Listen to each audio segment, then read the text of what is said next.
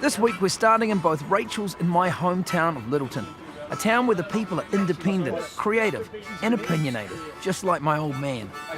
Yeah. This is the way society's going. This is the way the young handing the tool belt back to the old. Yeah. Jesus, that can't be right. Oh, they wanted me to have a loose-fitting look, you know. Lyndon. Wow, Right, you made it. Amazing. Yeah, it's pretty awesome, eh? Yeah. This is where I'm going to live. This is my new place. This is the view. Yeah. Down to the scaff here. There's the main street of Lyttelton there. That's awesome. You built it yourself? Yeah, no. Like, I'm doing as much as I can, but my dad's really driving the thing. I do a lot of pointing. And it's kind of ended up being like one of those square modernist boxes, which is probably going to annoy a few of the locals and a couple of my friends. But, yeah, you know. but that's really in keeping with Lyttelton. I mean, if you look out there, there's not one house that's the same as the other, you know? No, and I love that. I totally love that. And we're so lucky because not a lot of the residences got damaged by the quake, but the main street took a bit of a pounding, didn't it? Lyttelton is partying. It's the annual Festival of Lights, and the main street has been closed for locals of all shapes to gather and throw off the winter blues.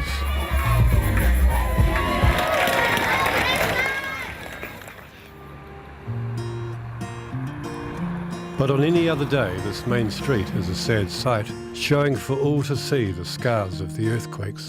The epicentre of the February 11 quake was under these hills, and this old port town was hit hard.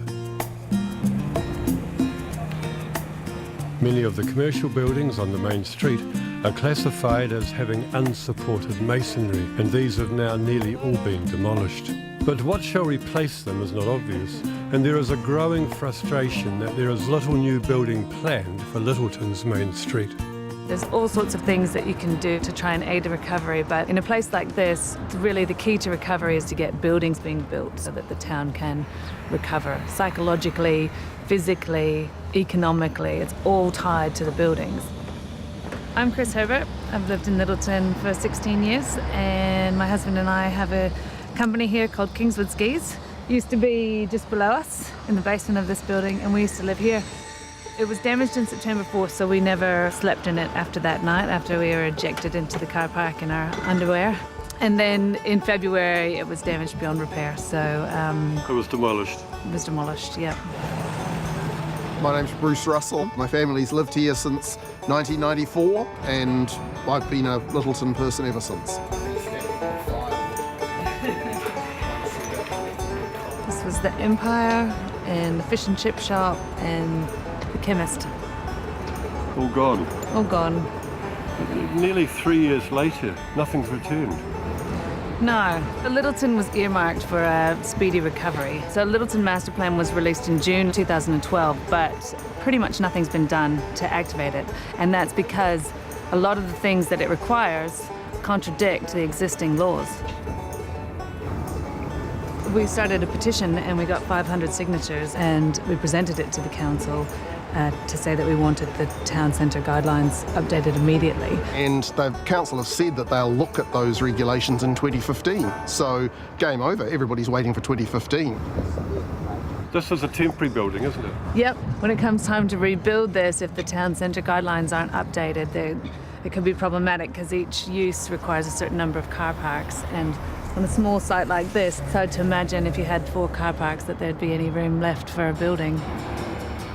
We did not want Disneyfication of Lyttelton. We didn't want gingerbread houses that replicated Victorian or Edwardian structures. We want new thinking, new buildings for the future. The problem now is in making it happen, in putting that master plan into action, and there's lots of stumbling blocks, and the council itself is one of the biggest ones. Lyttelton couple Anne and Brent Stanaway brought their children up on the main street. Anne knows just how difficult it is to deal with the council. Well, you can tell they're weird just by looking at the car. So this was your house here? It is. Well, it was. It was? Yeah, that's right. And I remember filming you in City Falls. I'm too scared to even go through the door. Really? So it's been what, red sticker? Yeah, it is. Do you want to stay? Oh, yes. We'll be here if we have to live in a container. So you've lost your house? Yes. We'd lived there nearly 30 years. We loved that building so much. We'd spent so much time there. We thought, well, we don't want to just walk away from it, that we wanted to build something of equal presence. We had an architect, and he came up with a design that we were really enthusiastic about, but perhaps not the council. They didn't see it that way at all. CCC stands for the council's culture of can't, and that's all we've struck so far. It would be really lovely to have got it built. Now, building prices will have gone up. We'll be well and truly out of our budget to build what we originally envisaged for that site. I guess it's a simplistic view, but I sort of thought democracy meant that if it was your land, your money, you'd get a fairly good say as to what went back onto the site. Yeah. So, no, it seems as if the main street of Lyttelton is pretty much owned by the historic precinct, as it were. Which is largely gone. Which has largely gone, yeah. Stanaway spent $100,000 to get to that point, and then couldn't go any further without spending more money for notified resource consent. And because they went first, spent a lot of money, produced a design, got knocked back, it's had an extremely chilling effect on everybody else, because at the moment it's been made abundantly clear that if you build something that doesn't conform to those regulations, the council will just stonewall you. I think in Lyttelton what we would like more than anything is just a little bit of a longer tether. When you've got people who are willing to get up and make things happen, it would be great if the council could find a way to sort of get out of the way. I don't have a huge amount of faith in democracy, and part of me would actually rather set up tunnel control as passport control, declare an independent state of Lyttelton, hoist the flag. I think Lyttelton could organise itself as an anarchist state really well, and we could probably get quite a lot done in a short period of time.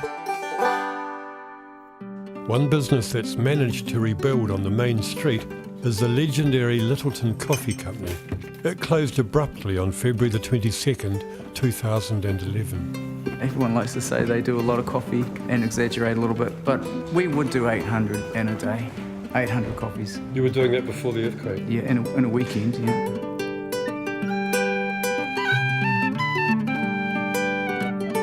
When I returned with Steve, the building was ruined and a thriving business gone.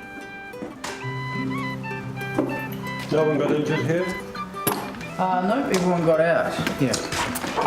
Some of these bags in there. Alright. We should get that back to the owner. But in a community as tight as Lyttelton's, down definitely does not mean out. Some of our staff are opening up down there just to get themselves jobs, really, and keep the community going, cafe-wise.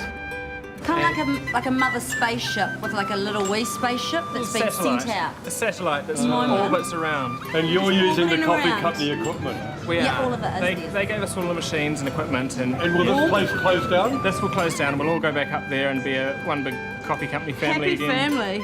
family. So 2 years later, and up we go again. Whoa. Yeah. You've been busy. Yeah. So you owned the building and you got an insurance payout for the building, Yeah. but that wasn't going to be enough to make a new restaurant inside it. Yeah, it was approximately half what the QS report from Mainzeal costed it out at. We went from thinking, oh, wow, this is a great sum of money, to realising that the rebuild was, very costly. I think the earthquake probably, made me want to get some work done for some reason. So I just started working, You started fixing it yourself? First year, minimum 12 hours, 7 days a week. The longest day I think was probably about 18 hours. It's pretty much been all local people, in different situations after the earthquake that have come in, and some of them have found new skills. Remember, roll the top on first so it squishes out the bottom. Some of them, had skills which they brought to the job. Yeah, the guy came in and gave us a day's labour and showed us how to do this. Learning every day. Life's a learning experience, Instant apprenticeship. Mate, this is art, mate. I was only showing this a week ago.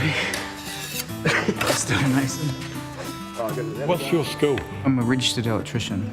That's my skill, and I can make coffee, and I can roast coffee. So. But now you can also build a restaurant.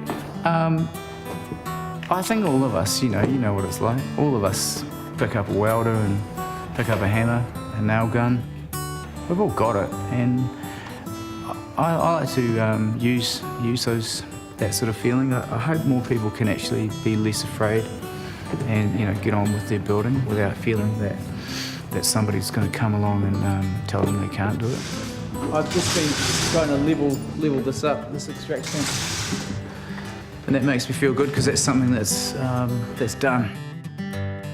And to complete the new look and feel, Steve has enlisted the help of Ngāi Tahu carver Kane Tauwhare. I've just met him since after the earthquake, really. I really felt that there was some work to be done in the pre-colonial sort of like storytelling in Lyttelton. These are all based upon, these carvings are based upon some of the natural beings within our harbour here, within our environment. It's about sustainability, kai, gratitude for good kai, we hope. Being able to have some believe in an idea like this and do the work has been one of the things that's kept me going through the build. You're thrilled? I can't wait. I can't wait to see it up there and to be standing down in Norwich Quay and looking at the southern side of that building from the water.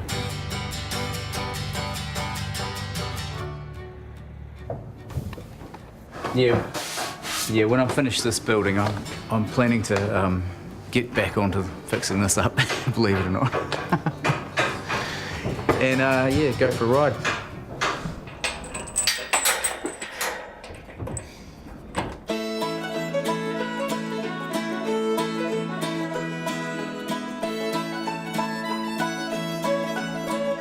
In an effort to be inclusive, the Christchurch City Council asked locals for how they might imagine their town rebuilt.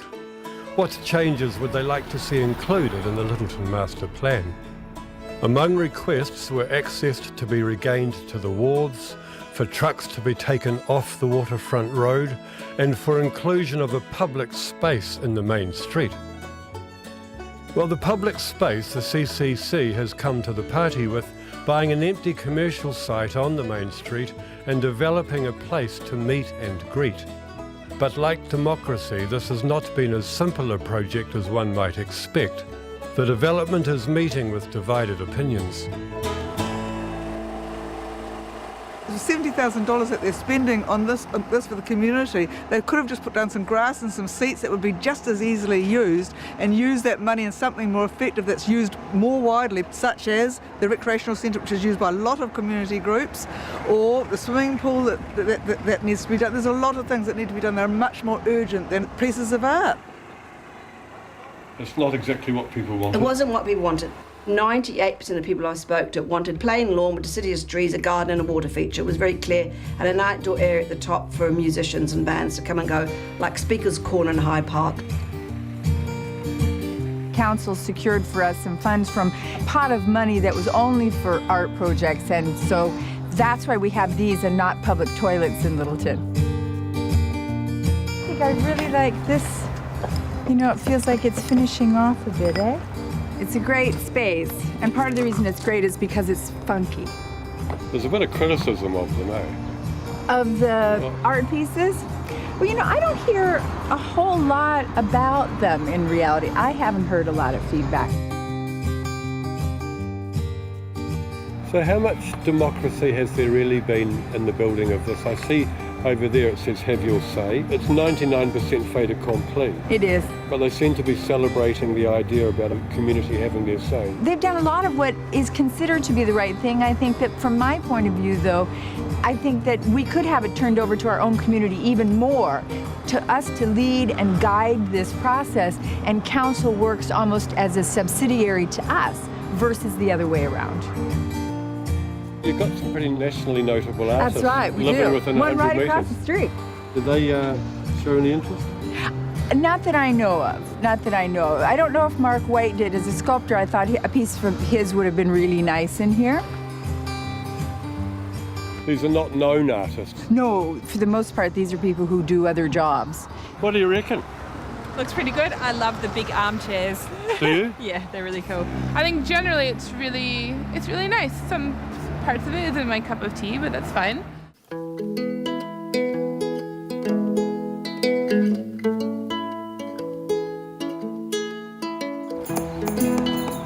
The plan is saying that there are to be two things here, but this is neither of them. This is a temporary installation, and it gives people an idea about what something that is not the cenotaph might look like on this corner. And of course, I hope that temporary or transitional becomes permanent, because I think it really speaks to Lyttelton. It's a reference obviously strongly to the port. It references the first settlers. It references those of us who stayed following the quakes and those of us who continue to stay here and rebuild the township. It really pops. You stand back there on the corner and, well, actually, it's taken over the site for now. I think it's wonderful. I think it's colourful. I think the spirit in which the people are working on it and putting their heart and soul into it is great. It's far better than having an empty site for years before things happen. But I was against giving $70,000 for a temporary construction. I think we should leave it there permanently, put some lawn down and not redo it all in 2 years and 3 years and 5 years.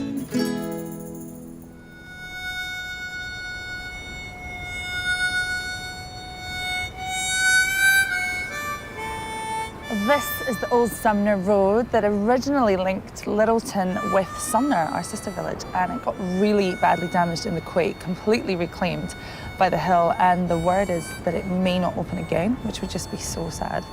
Yeah, I actually couldn't believe it. I came up just after the February quake and went up and actually tried to check it out myself and got turned back by security and slunk back here like a naughty school kid. Haven't been back here since, you know. While Sumner and Lyttelton residents mourn the loss of one of the South Island's most spectacular roads, in Sumner there's excitement about a new pathway. The plan is a 6.5 kilometre long coastal pathway, 4 metres wide, multi-use, everyone can get on it, going from Scarborough Park right round to Scotts Park at Ferrymead Bridge. There'll be so many different things they can do, whether it's walking or biking or kayaking or the history. There's so much history. Cyclists and pedestrians will use it together. Yes, what we're looking at is recreational cyclists, not commuter cyclists, but families, kids on bikes, all that sort of thing. If you make the path wide enough, you don't need lanes for people. Everyone takes care of each other and it becomes quite social. We'll start at Scarborough, and the esplanade is already there. There's lots of access to beaches along the esplanade.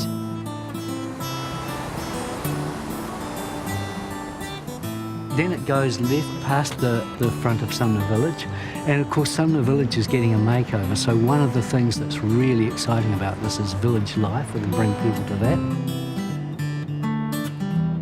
Then down along from Cave Rock to Shag Rock, Rapanui, which is now sort of half its size, under that sort of dramatic cliff, which has actually been rather badly damaged. And then round to Redcliffs, through the village, and back out along Beachville Road, and then round along the causeway, which is where the work is currently starting.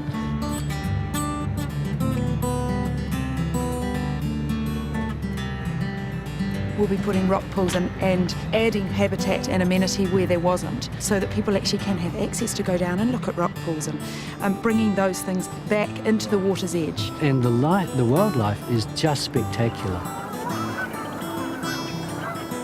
Things like treating stormwater. Instead of having it being piped straight into the sea, there's places where it'll go through vegetation, and that'll just clean up the estuary even a bit more. It's a very old idea. 30 years ago people were pushing for this and weren't successful, but when the earthquakes happened and it was recognised that the sea walls, the roads, the paths, everything was wrecked and was going to have to be rebuilt, it was seen now it was a great time to do it.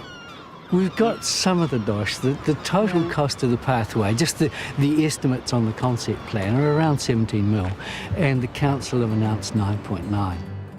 There has been an overwhelming sort of desire for this to happen, so I think that's really pushed us along. Boy, the committee is going to be really busy this next couple of years on getting the funds for the remainder.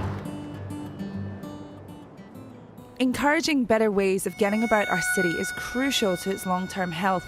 Surprisingly, our future success may rely upon us firmly embracing the past.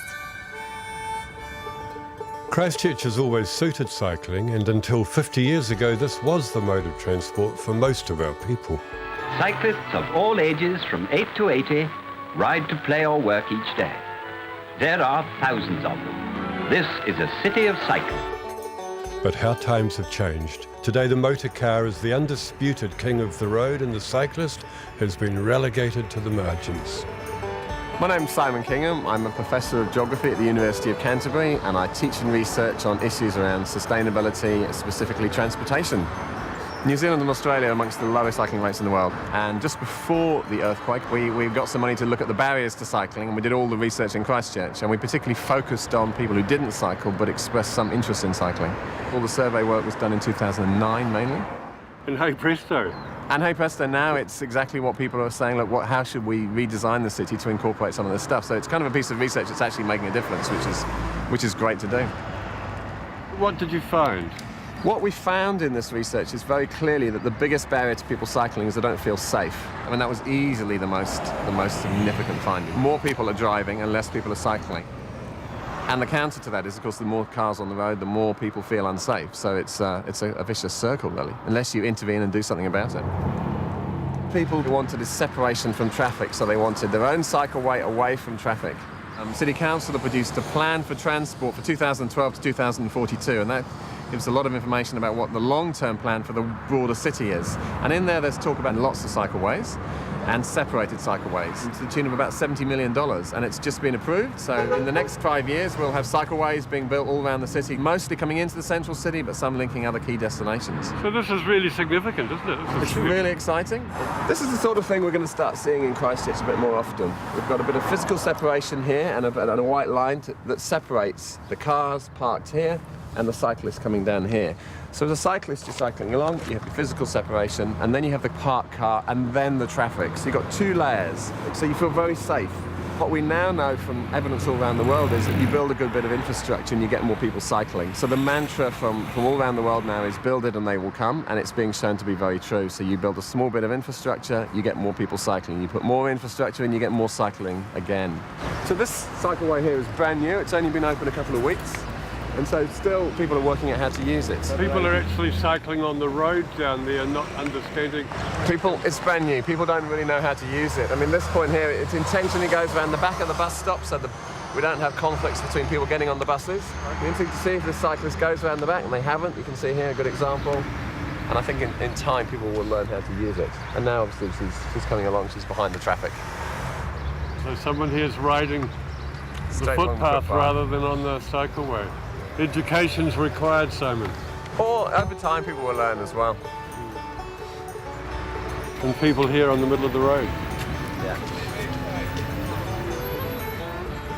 One guy's used it, one hasn't.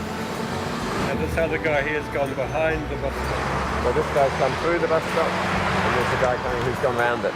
So you've got both people using it in different ways, and it's both equally safe. How many might we get? Tell us about that stuff. Well, at the moment we have somewhere between 3%, maybe 4% of journeys by bike. In Copenhagen, where they have fantastic infrastructure, they have 40% of journeys by bike. I think we should be targeting 10% in the next few years. We should then be rising to 20%. There's no reason why we can't have a lot in Christchurch. We have great weather, we have great topography, we have lots of wide street corridors, so we should be a great cycling city. The face of the city continues to change. Day and night, the businesses that were once lost are starting to return, some permanent and some temporary. Goodbye Blue Monday was a bar in Poplar Lane. Along with most of the old brick buildings in High Street, Goodbye Blue Monday finished its life on February the 22nd, 2011.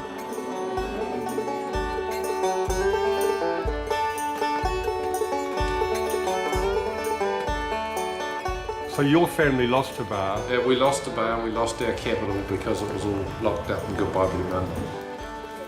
We took this leap of faith and we said, we'll do a place that is a statement about temporary.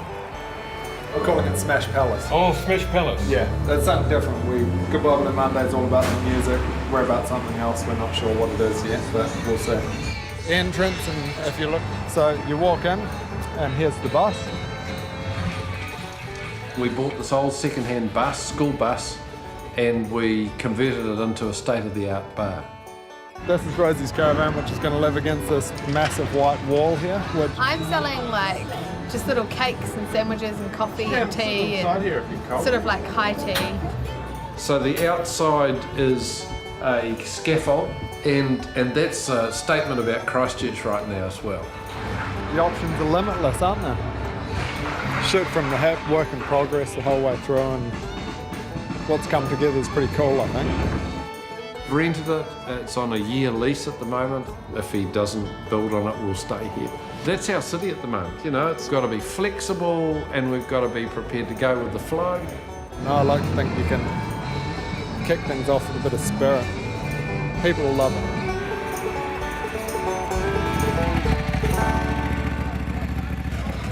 What's happening here tonight? Bike night. Bike night. Bike night is the night. Anyone that owns a bike can come down here. They can park their bike in the bar. Everyone gets on. It's a good atmosphere.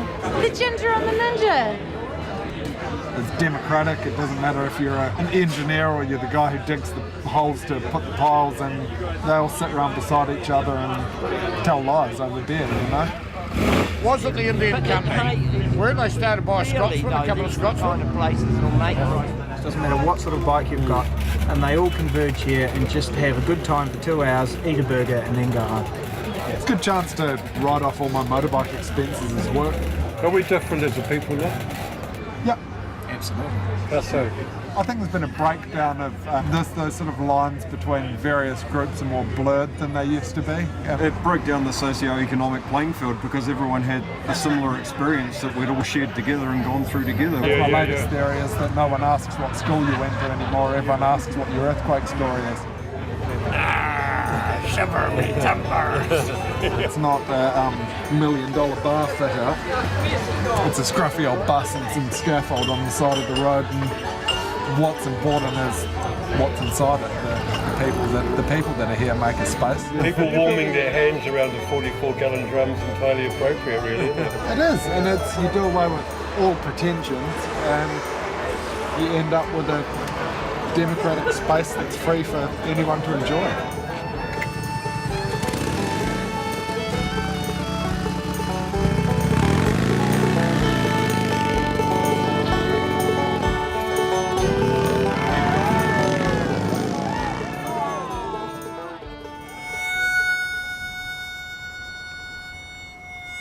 Well, do you think it's going to be the same Lyttelton? You know, is it going to have that same sense of character?